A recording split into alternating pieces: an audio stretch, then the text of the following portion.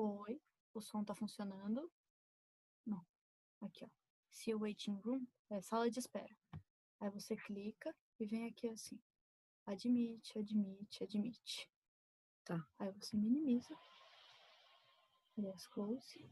E aí você vai nessa de ter aqui. Só que tá sem som de novo. Oi. Estão me ouvindo?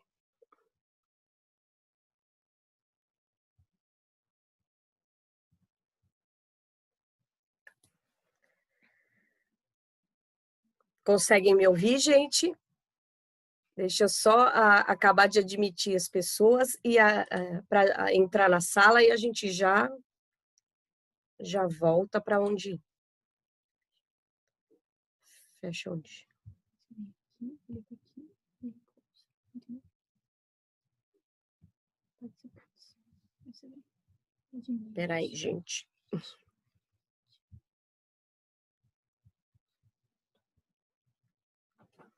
Tá ok. Mais gente. Mais gente. Gente, desculpa que no outro semestre a gente não tinha que ficar deixando vocês entrarem, né? A gente abria a sala e não tinha que ficar dando permissão. E nessa a gente tem que ficar dando permissão o tempo todo para vocês.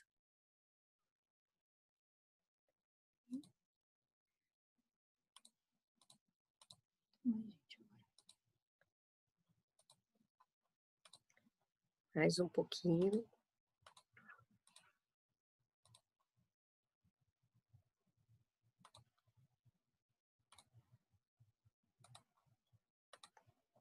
Tem que ir clicando em participante, senão fica a gente do lado de fora. Acho que agora já dá pra ir começando. Esses dois, a Rafaela já entrou? Tô terminando de entrar, Rafaela. E aí os outros vão entrar atrasados, mas aí é só ir adicionando do mesmo jeito. Vamos daqui a pouco. Tá. Bom, gente, a gente terminou a última aula. Eu estava nesse slide, tá? Falei do Porto para vocês. E era para vocês serem participativos, que eu estava falando, tá? Aqui é drogaria, vou falar rapidinho. Aqui foi uma campanha da Fini, a gente venceu como loja. Aqui foi o Dia das Mulheres, aqui foi uma campanha de venda de cartão da loja. E aqui as vendas estavam muito baixas. E aí, na verdade, quem teve a ideia foi o caixa. Outra dica para vocês, assim, tem algumas farmácias que você não entra direto como balconista. Então, se vocês tiverem a oportunidade de entrar como caixa de uma drogaria ou como caixa de uma farmácia de manipulação, aceitem, porque a promoção é rápida, tá? E mesmo que não seja para aquela loja, principalmente se for rede, vocês são admitidos para outra loja, porque aí vocês já têm experiência, tá bom? E aí o caixa, que é esse, teve a ideia de chamar a tribuna, com as meninas dançando lá na porta, e som alto e tudo mais. E aí a gente fez uma parceria com a loja que tinha em frente da Nextel, e eles davam foninhos de ouvido, e então ficou bom para todo mundo. E aí a gente conseguiu atingir as vendas, tá? Então, realmente, vale a pena, tá? Vocês serem participativos. O que mais? Aqui. Aqui é o hospital de campanha, né? Que está fechando hoje, que eu fiz parte. E atualmente eu estou no pronto-socorro da Afonso Pena em Santos, né? Fazendo farmácia clínica, atendimento ao paciente no leito, né? Aí a gente fala num outro momento sobre isso, tá certo? Bom, agora a gente vai entrar em manipulação propriamente dita, tá? Por que eu vou falar de homeopatia lá no final? Porque homeopatia é um diagnóstico diferente, tá? Como o som estava ruim, eu vou repetir, talvez alguém já tenha ouvido no começo da aula. A homeopatia, você faz o diagnóstico como um todo. Então, o médico homeopata, ele vai perguntar para você, você dorme bem? Você é mais irritado ou você é mais calmo? Você é mais tímido ou mais extrovertido? Porque a homeopatia, ela enxerga como um todo. Ela não enxerga os órgãos como partes. A alopatia, então, assim, você tem um médico neurologista especializado em cabeça, você tem o cardiologista especializado em coração, você tem o ebiatra, com H, especializado em adolescentes. Então, você vai ter várias especialidades, tá? E na homeopatia, não. Você enxerga o... Rafael Brito, tá? Você enxerga o paciente como um todo. Por isso que eu vou deixar para o final, porque vocês vão usar as plantas, mas é um outro conceito. Então, aqui a gente vai falar de fitoterápicos e manipulação nesse primeiro momento, tá bom? Nossa, quanta gente entrando. Boa noite para quem está chegando. Qual é a primeira coisa que vocês têm que ter em mente num paciente ou um cliente, né, que na verdade vocês vão acostumar a chamar os pacientes de clientes em drogarias e em farmácia de manipulação, é o nível cultural deles, tá certo? Então, são pessoas extremamente cultas e elas sabem, então assim, elas vêm para a farmácia, elas já sabem, já pesquisaram o que é, como funciona, entendeu? Então, não são pessoas que vocês vão, não é enganar nem ludibriar, mas são pessoas que são questionadoras, inclusive quanto ao Código de Defesa do Consumidor. Então, é um cliente muito, muito delicado de qualquer coisa que você falar para ele, não são leigas. Olha, dificilmente você pega uma pessoa leiga, Cibele, em farmácia de manipulação, tá? Porque assim, já começa que o médico que receita as receitas de manipulação, normalmente é consultório particular. Dificilmente um médico do SUS prescreve uma manipulação, a menos que o paciente peça. E se o paciente pedir, é porque ele já conhece. São clientes muito exigentes, Carlos, muito mesmo, tá? Então, esse é um fator que eu queria já começar a explicar para vocês nesse sentido, tá? É um público diferenciado porque, se vocês repararem, toda farmácia de manipulação vai ter estacionamento, tá?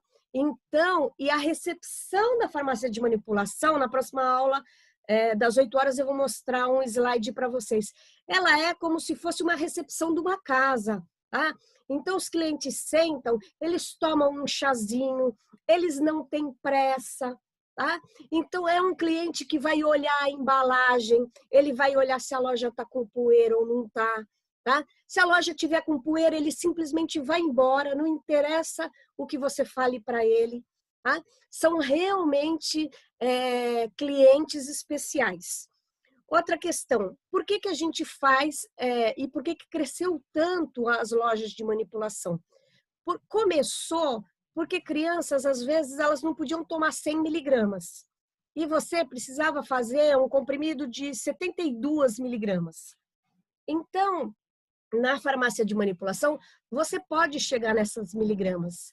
O que a indústria não faz. A indústria faz um padrão. E ela padroniza, normalmente, um adulto de 60 quilos. E aí ela vende para esse adulto de 60 quilos. Todos os medicamentos são padronizados nessa ideia, entendeu? Aí você precisa de um geriatra para ajustar essa dose. Por quê? Porque o idoso, ele tem baixo peso e baixo metabolismo. Então, o metabolismo do idoso é mais parecido com o de uma criança do que com o de um adulto, tá? Por isso que o geriatra, ele vai estudar como se o organismo tivesse em marcha lenta, tá? Que mais? As prescrições de farmácia de manipulação, elas nem sempre são médicas, tá? Então, é muito medicamento veterinário, que é uma área que está crescendo muito. Como é que chama? Cachorro convulsiona? Convulsiona. Tem problema de rim? Tem. Tem câncer? Tem. Então, todos os medicamentos para humanos, se não tem provas, eles são testados nos animais. tá? Então, sim, professora, me responde o porquê de estarem liberando ivermectina 18 miligramas. Porque 2 miligramas, eu acho que é para cada 10 quilos, se eu não me engano. Né? Eu não tenho agora de cabeça, mas é por isso, para ajustar. Eu trabalho na UPA e os médicos estão passando apenas de 6 miligramas. Porque, se eu não me engano, para quem tem acima de 100 quilos, é 18 miligramas. É claro que estamos com problema com isso. É porque está em falta no mercado a ivermectina, viu? E a ivermectina que custava 5, 6, 7 reais, você está encontrando em drogaria por 40 reais, tá? Então, é assim, além dela ser controlada agora, além de ter receita, estão cobrando o que querem, tá? Eu acho que o preço máximo ao consumidor da ivermectina é 28 reais e estão cobrando 40, tá? Mas como é experimental, ou seja, não tem prova da ivermectina contra o Covid, tá? Mas estão tendo bons resultados. Então, como o médico, ele tem direito de conversar com o paciente, se o paciente aceitar ser testado, ele usar, que é o mesmo da hidroxicloroquina, entendeu? Você pode falar assim, eu não aceito tomar. Agora, se o médico explicou para você e você aceitou tomar aquela medicação, então a gente não pode barrar a venda, tá bom? Porque o pessoal acha que mata o vírus do corona. Porque, na verdade, assim, ele pega uma série de, de parasitas, tá? E ele também age a nível intracelular. Então, como o vírus entra dentro da célula, estão acreditando que ele entra junto e aí ele mata as células que estão com problema. Mas é tudo muito experimental, gente, tá? Na verdade, assim, semestre passado eu dei farmacologia. Na farmacologia, aí eu explico quando o vírus entra, o vírus ou ele é de DNA ou ele é de RNA, tá? O COVID é RNA. Então, ele entra na célula e faz a célula se replicar. E a ivermectina entra na célula e estão achando que ela bloqueia aí, nesse meio. Ela não sabe exatamente aonde. Se ela bloqueia a célula de se dividir ou se ela mata o vírus dentro daquela célula. Ainda não existe nada científico. O que está de científico são as vacinas que estão sendo testadas, tá? Da ivermectina não existe nada científico, tá? Nem da ivermectina, nem da hidroxicloroquina, nem do Anita, tá? O Anita mata uma série de vírus, mas o COVID não tem comprovação científica ainda. Então, tudo que se usa, o médico tem que pedir para o paciente se ele aceita usar algo que está em teste, tá? É diferente a conduta, é diferente do médico quando você chega lá, ele fala, eu vou prescrever aqui um Voltaren, vou prescrever aqui um ibuprofeno, e você vai tomar e ele não te questiona. É bem diferente.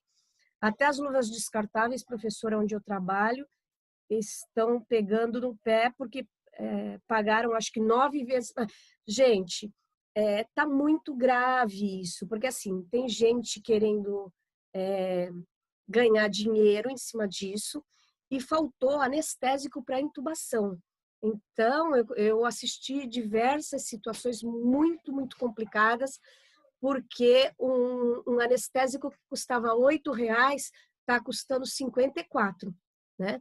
E aí você tem que deixar o paciente no que a gente chama de coma induzido, né? Então, esse anestésico não vai ser usado uma vez por dia, ele vai ser usado 6 vezes por dia.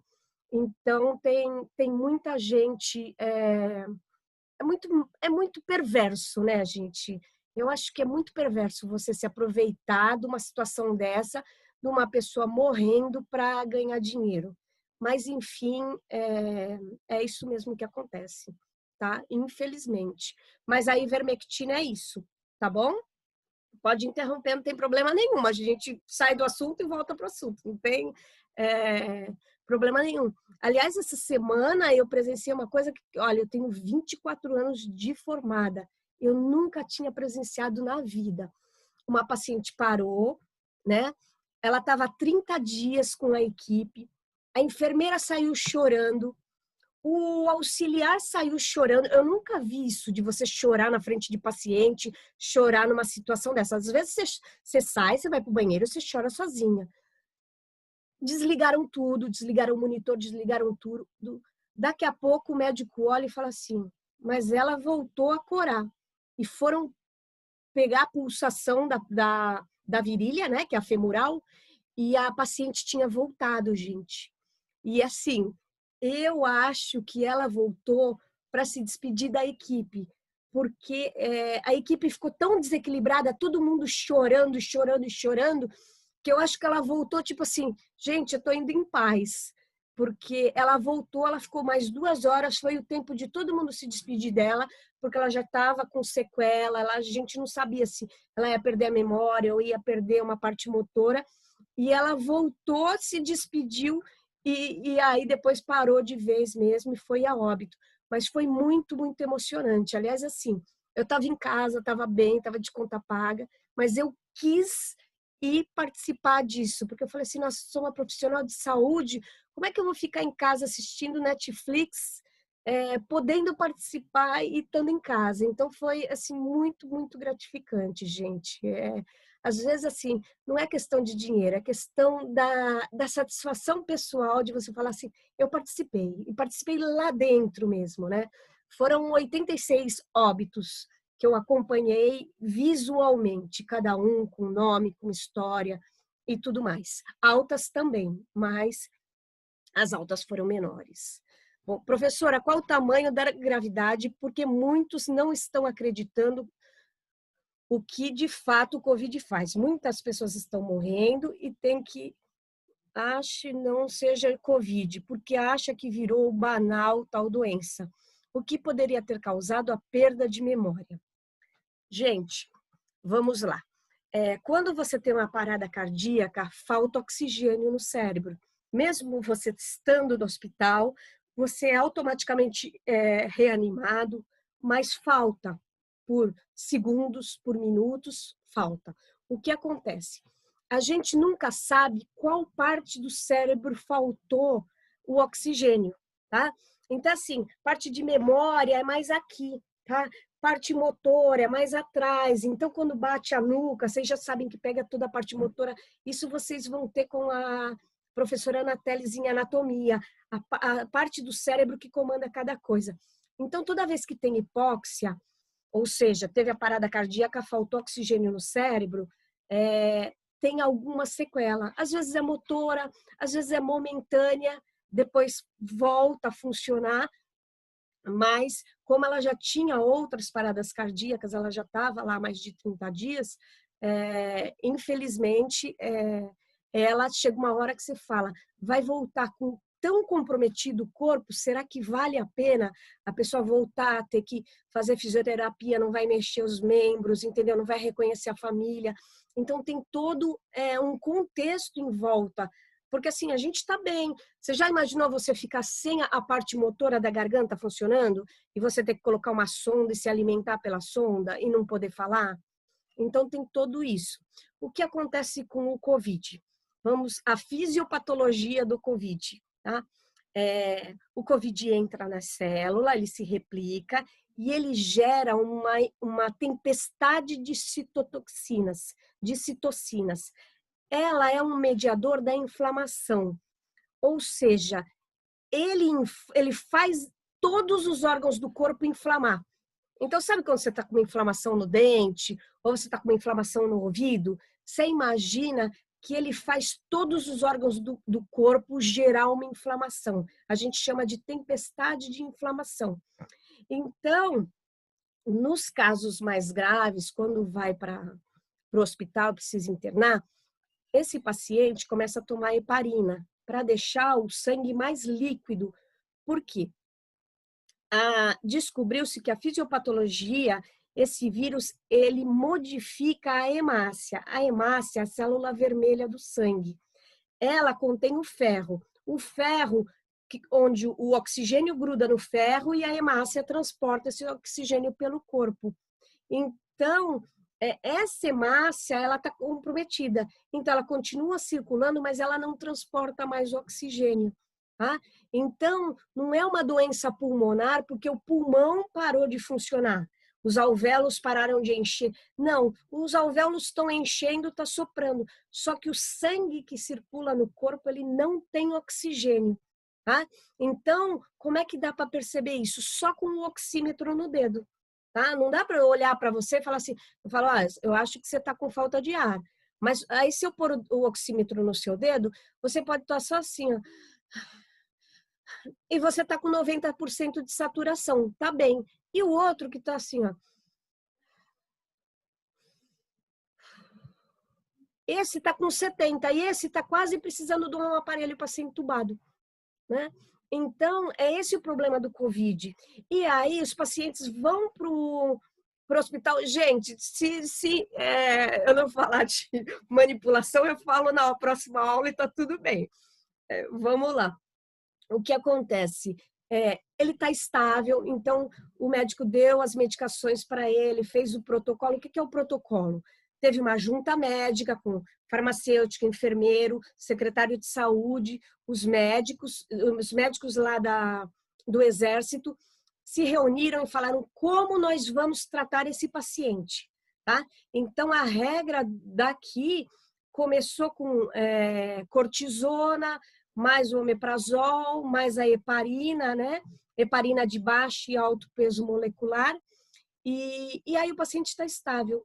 De repente, ele começa com uma pequena falta de ar, assim. E aí põe a máscara reinalante, a máscara reinalante não vai dando conta. De repente, ele afunda em menos de 6 horas, gente. Então, assim, você imagina que a sua mãe está bem em casa, ela passou mal, ela foi para o hospital. Aí o médico ligou para casa e falou, olha, tá tudo bem, ela tá bem. Ele acabou de falar assim, ela tá bem, ela afunda, em menos de 6 horas ela morre. Então, fica todo mundo, entendeu? Então, assim, foi muito gostoso de trabalhar, porque estava o farmacêutico, estava o médico, estava o enfermeiro, estava os técnicos de todas as áreas, todo mundo junto, todo mundo dando opinião. E mesmo assim, o paciente morria na sua frente, você falava assim, mas eu falei com ele de manhã, eu cheguei de manhã, eu dei bom dia para ele, entendeu? Então, sabe, teve um que eu tava na farmácia da UTI e a cama dele ficava bem em frente à farmácia. Então eu dava tchauzinho para ele tchauzinho. Aí eu peguei, fui lá, falei, olha, sua esposa ligou e tal. Aí eu peguei e falei para ele assim, ele só com a máscara reinalante, normal, conversando. E aí ele, o que ela quer? E com a máscara e tal. Eu falei, ela quer saber do senhor, tá preocupado. Aí ele falou para mim assim, qual é a novidade nisso? Ela tá sempre preocupada comigo. Gente, ele morreu às 10 horas. Eu falei com ele às 6:30 da tarde, antes de eu ir embora. Então, assim, o problema do Covid é esse. O paciente está estável, está tudo bem, de repente ele afunda. Então, isso é o perigo, entendeu? Porque você não tem como... Você detecta o Covid, a pessoa está em tratamento, está cheio de gente em volta, está tomando remédio e, de repente... Então, precisa do uso da máscara. Agora eu falo para vocês. Gente, é só andar na rua, não tem ninguém usando a máscara corretamente. Ninguém, não é um ou outro. A pessoa tira para respirar, põe a mão contaminada na máscara, entendeu? Coça o nariz, passa a mão no olho. Então, é assim, todo mundo já sabe que vai ter uma segunda onda. O que a gente tem medo, a gente profissional da saúde, é que essa segunda onda não é para idosos, gente. Essa segunda onda é para pessoas mais jovens, sabe? Eu acompanhei o caso de um jovem senhor, um moço de 42 anos, tá? Com 3 filhos. A esposa dele foi lá. Então, é assim, você não pode se despedir da pessoa. Sabe? A pessoa entrou lá, não tem visita, não interessa se está no Santo Amaro, não interessa se está em qualquer hospital, não tem visita. Se a pessoa ficar 15 dias internada, ela vai ficar 15 dias. Se criança ficar internada, vai ficar sem a mãe. Tá? Que esse foi um grande problema do Ebola há uns 5 anos atrás, que eu acompanhei porque eu estava no Porto, então eu tinha que dar relatório diário do Ebola. você tem que separar a mãe do filho. Precisava chamar a polícia para separar a mãe do filho. Aí o que acontecia? A mãe pegava essa criança contaminada e levava e escondia dentro de casa. Contaminava o bairro, porque lá na África é tudo muito grudadinho. Contaminava, e aí iam ver por que morreu tanta gente naquele bairro, porque tinha uma criança lá e a mãe não queria. Ixi, acho que tem alguém para entrar. Gente, eu estou me estendendo aqui, tá? Então, o que acontece é isso, entendeu? E se pegar criança, aí a dor é muito maior, porque atinge muito mais. Então, é o que a gente fala, sabe? É como se estivesse caindo um avião cheio de gente, todo dia morrendo. E tá todo mundo, tá tudo bem, tá tudo bem, tá tudo bem. Tudo bem, tem que voltar quem precisa voltar. Mas não é isso que a gente está vendo, tá? O que a gente está vendo é um descaso total. E as pessoas banalizaram mesmo, tá? Referente ao medicamento que a senhora falou, o Robert, é isso? Qual dos medicamentos? Se não me engano, para o lado da Europa, a segunda onda já veio, exatamente. Tem um monte de... A Flórida é um exemplo, né? A Flórida fecharam tudo de novo, tinha aberto, já fechou. Tem partes da China que já fechou de noite. Quanto maior o peso molecular do medicamento, menor a absorção. Correto ou não? Não depende. Depende, por exemplo, a heparina de baixo peso molecular, ela é enoxaparina, ela é aplicada na barriga para o coração. A heparina de alto peso molecular, ela já é aplicada mais para a corrente sanguínea. São funções diferentes, é que a gente chama baixo peso molecular a enoxaparina, né, que é o Clexane. E alto peso molecular a gente chama a heparina subcutânea, tá? Mas não necessariamente a absorção está de acordo com o peso, porque aí é de acordo com o mecanismo de ação delas entrando em contato com a célula, tá? Que aí vocês vão aprender em farmacologia o esquema chave e fechadura, tá? Que é o receptor, a molécula tem que entrar no receptor e ligar, é como se ela entrasse no receptor e ela ligasse, tá? Então não é isso. Se não me engano, para o lado da Europa, a segunda onda já veio, tá? Referente a este medicamento que a senhora falou, meu tio foi para o hospital e em 10 dias ele faleceu, em menos de 2 horas ele estava enterrado. Sim, porque é o protocolo, você tem que colocar o paciente, quem vai, a hora que é decretado o óbito, você veste um macacão mesmo, aquele macacão é insuportável, gente. Põe a máscara, porque quando o corpo esfria, uma série de substâncias são ativadas, uma série de enzimas são ativadas no nosso organismo. Então, tem que tirar todos os acessos, porque o paciente está entubado, está cheio de fio, cheio de sonda, está de fralda. E aí você põe ele em 2 que a gente chama de capa obtuária, tá? São 2 pacotes, cinza, preto, tem de várias cores, mas enfim, é obrigatório colocar em 2 pacotes, tá? E aí não tem enterro por causa da contaminação, porque na verdade ainda ninguém sabe exatamente o mecanismo de contaminação, né? Por isso que está usando máscara, está usando luva. Não sabe se é pelos olhos, não sabe se é pela pele. Já imaginou se for pela pele, gente? Então não adianta nada a gente estar de máscara, porque penetra pela testa. Entendeu? É que nem a gente fala assim, gente, não leva cachorro na areia da praia, porque o cachorro vai fazer xixi, vai fazer cocô, e aí vai ter o bicho geográfico. A criança vai lá, vai fazer castelinho de areia, e o bicho geográfico é um parasita que entra dentro da pele, tá? Ele migra pela pele, ela não precisa estar lesionada, você não precisa estar com ferida. Você pisou na areia da praia, aonde o cachorro fez cocô e o bicho geográfico entra. E o bicho geográfico dá um trabalho danado para curar, porque você tem que passar gelo em volta da onde está o bicho geográfico, pôr a tiabena, né? O tiabendazol e se não passa o gelo, você vai pondo a pomada e ele vai migrando, ele vai fugindo da pomada. Tá? Deixa eu ver. Mais uma moça deixou ouvir. Cadê?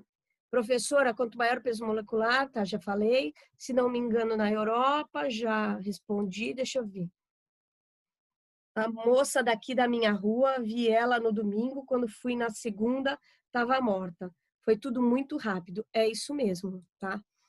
Teve um dia, negócio de macacão é invenção o quê? Porque tem um capote com a gramatura correta. Não, mas ele é quente, qualquer um deles, tá? O avental também é quente, porque é de manga comprida. E assim, são 12 horas de plantão, chega 8 horas, você já não aguenta mais aquela máscara no rosto apertando, entendeu? E põe avental, e tira avental, e põe avental, e tira avental. Então, nossa, é complicadinho, viu? Já peguei bicho geográfico, sempre vou surfar. Aí já viu, pé na areia, o bicho geográfico Carlos, é esse esquema. Tem que passar o gelo e o tiabendazol, tá? O Lamisil também tem efeito, mas o tiabendazol é mais eficiente. Eu fez um mapa. Não entendi, Thalita. Eu fez um mapa. E sei disso enquanto a pessoa está viva. Vale para uma pessoa em óbito? Bruna, o que vale para uma pessoa em óbito? Peraí.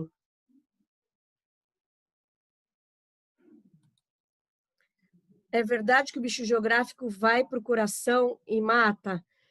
Gente, parasita, se você não pegar ele, eu não digo matar, né? Não conheço caso de bicho geográfico que mata, mas eu conheço, inclusive, uma professora pesquisadora do Santa Cecília, tá? Ela é farmacêutica, ela teve tênia, que é o parasita do porco, e migrou, e ela tinha dores de cabeça horrível, não sabia o que era, e foi num oncologista, e aí pediram uma ressonância magnética da cabeça dela, e ela estava com tênia no cérebro. Aí fizeram radioterapia, mataram através de radiação, né? Só que não tem como operar. Então, o bicho morreu e ele é calcificado no cérebro, tá? É igual hidrocefalia. Eu tenho uma amiga que tem hidrocefalia, né? Aquela que a cabeça cresce por causa do líquido, né? Então, ela colocou uma válvula no cérebro e uma que joga água para o rim. Então, a água que subiria para o cérebro passa por essa válvula e é jogada no rim. Uma válvula dela também caiu dentro do cérebro, não tem como operar, então calcificou lá dentro. Aí o médico foi e colocou uma outra válvula, tá? E tem sequelas, o quê? A tênia tem, então, ela não ficou com sequelas, mas pode deixar sequelas sim, dependendo da parte que pega, tá? E a lombriga, o que acontece, né? O Ascaris lumbricoides, né? Que dá em criança, pode se multiplicar e a pessoa não trata a ponto de sair pelo nariz, sai pelo ouvido, sai pela boca. Eu estava num hospital em São Paulo e tinha uma criança e aí o pediatra veio conversar comigo que eu tinha que comprar piperazina, né? E eu não tinha padronizado, falei que não ia padronizar, né? Aquela arrogância de quem, né? Não, que vai ser gasto e tal. Aí ele veio me explicar. Ele pegou e falou assim, olha, eu não posso dar o remédio para matar os vermes, porque se eu der, eles vão sair pela boca, ela vai morrer asfixiada. Então, eu tenho que dar piperazina para paralisar o verme. Depois de 2 dias dando a piperazina, eles estiverem paralisados, aí eu vou entrar com baixas doses de vermífugo para ir matando eles aos poucos. De tanto verme que tinha, a criança tinha 6 anos de idade, tá? Família toda lá. E então é isso. Gente, deixa eu. Vou dar 6 minutos de aula para vocês. Mas não tem problema, tá tudo bem, tá? Então, ó, as prescrições podem ser veterinárias, podem ser oncológicas, podem ser homeopáticas, tá? E as homeopáticas vão vir com 6CH, 8CH, que é centesimal de dinamização, tá? Então, o CH é centesimal de Hahnemann, que foi o pai da homeopatia. Isso a gente vai estudar lá quase no final do semestre, tá bom? E os fitoterápicos, que é o que a gente mais vai falar. Gente, nas aulas de legislação, a professora Ana Teles vai falar sobre a Anvisa, Agência Nacional de Vigilância Sanitária, tá? Todas e o Christian e o Vitor, acabei de conseguir admitir eles agora. A Agência Nacional de Vigilância Sanitária, ela cria as normas técnicas. Entre 2004 e 2009, mais ou menos, eles criaram tanta RDC que era uma por dia. Então, eles decidiram que a parede tem que ser lavável. Aí os fiscais iam nas farmácias e obrigavam as farmácias a fazer. Primeiro eles exigiam que era de azulejo. Aí todo mundo botava azulejo. Aí, um ano depois, dizia que tinha que ser lisa, reta, sem friso. Então, isso gerou muita polêmica. Agora a gente está, assim, numa estabilidade, se chegou a um consenso comum, né? E aí, dentro dessa RDC 67 aqui, que vai ser o trabalho de vocês dessa semana, vocês vão ver o que dentro da RDC diz a respeito dos rótulos de medicamentos farmacêuticos, tá? Dentro da RDC, ela também classifica a farmácia de manipulação em 6 tipos, tá? Que a gente já vai ver a seguir. Antes disso, eu queria falar do Manual de Boas Práticas de Manipulação em Farmácias, tá? Então, o Manual de Boas Práticas tem em todos os estabelecimentos farmacêuticos, tá? Na drogaria, no laboratório, na farmácia de manipulação, na distribuidora, no porto. Então, quando vocês tiverem um tempinho, peçam o Manual de Boas Práticas do estabelecimento onde vocês vão estar trabalhando, tá? Você vai enviar esses slides no final da aula? Vou sim, não tem problema. Eu envio para todo mundo. Eu só preciso, assim, ou que vocês montem um grupo e alguém me peça pelo WhatsApp, mas se me pedir individual, eu também mando, tá?